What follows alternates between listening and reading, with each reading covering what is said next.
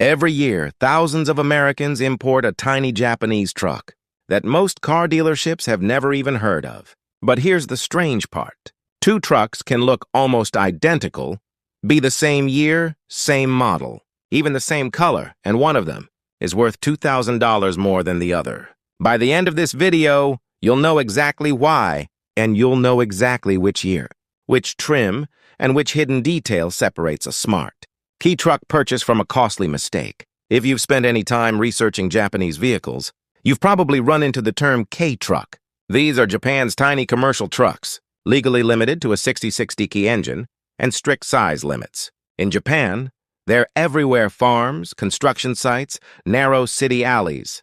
They're cheap to buy, cheap to run, and famous for lasting hundreds of thousands of kilometers without major issues. In the United States, they've become a small but rapidly growing phenomenon, used on farms, ranches, in landscaping businesses, and increasingly just as a fun, practical daily driver. Part of that growth comes down to price. A key truck that would cost $8,000 to $10,000, used often does the same job as a full-size pickup that costs 3 or 4 times as much. But there's a catch, and it's the single most important thing to understand before you even start looking the 25-year import rule. Under U.S. federal law, a vehicle that was never certified for U.S. roads, which includes virtually every key truck, can only be legally imported once it's at least 25 years old.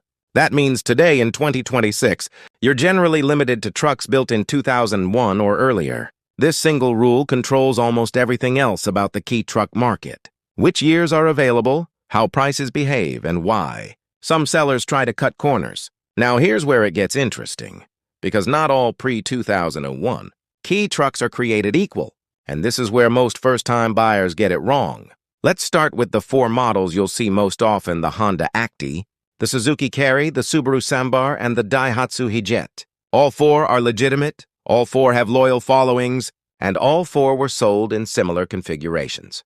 But they differ in ways that matter a lot once you're actually driving one.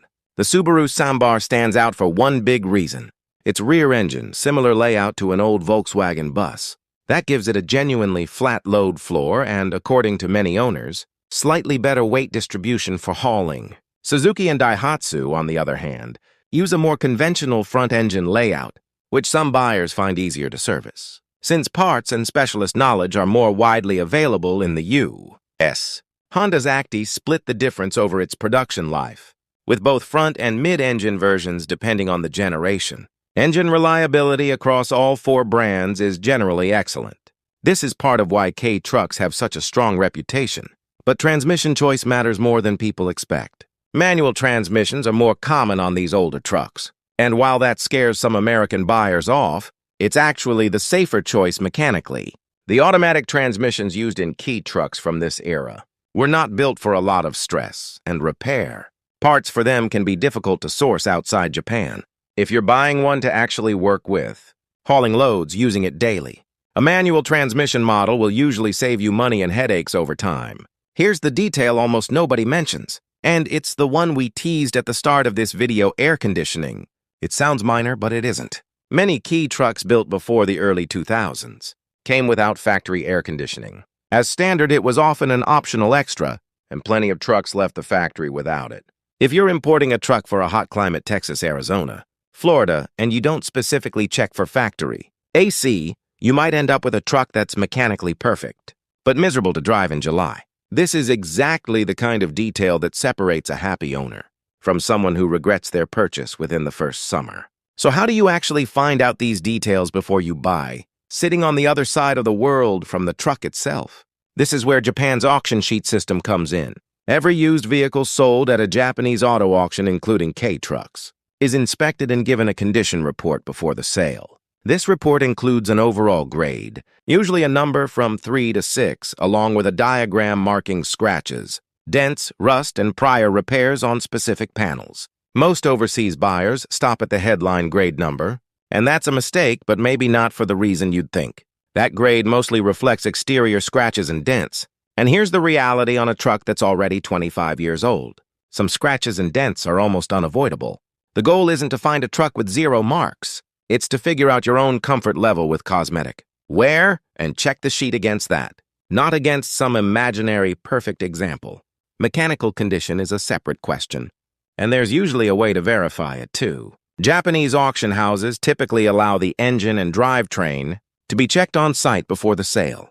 The real question is whether your buying agent actually inspected it in person or is just passing along what auction staff told them, so ask directly. Some auctions restrict sharing the full sheet with overseas third parties, but if it can be shared, always ask to see it. And even when it can't be shared, you should still ask your agent to describe exactly what kind of vehicle they looked at before you commit to a purchase. Once you've picked a truck, the import process itself is fairly standardized, but it does take time. Typically, a truck is purchased at auction or through a dealer in Japan, then transported to a port for export, usually by container ship or, less commonly, roll-on roll-off shipping. Ocean transit alone often takes 4 to 6 weeks, and once it arrives in the U.S., it has to clear customs and, depending on your state, go through a registration and inspection process before you can legally drive it. All in from purchase to driving it on your own street plan, for 2 to 3 months, sometimes longer. Costs beyond the purchase price typically include shipping, import duties, a customs bond, and state registration fees. These can add anywhere from $1,500 to $3,000 or more, depending on the state and the shipping route, so it's worth building that into your budget from day one, rather than being surprised later. If there's one theme running through everything in this video, it's this: key trucks are an excellent value, but only if you go in with your eyes open. The 25-year rule limits your choices to older trucks, which makes small differences. Engine layout, transmission type, factory options, like air conditioning and prior repair history, matter far more than they would on a modern vehicle. The buyers who end up happy with their key truck are almost always the ones who took the time to check these details before wiring any money, not after. If you're seriously considering an import, the auction sheet is your single best source of truth. Better than photos, better than a seller's description. Learn to read it, ask for it in full, and you'll avoid the vast majority of problems that trip up first-time buyers. In the next video, we're going deep on exactly how to read a Japanese auction sheet, grade by grade, mark by mark, so you can look at one yourself and know exactly what you're buying before it ever leaves Japan.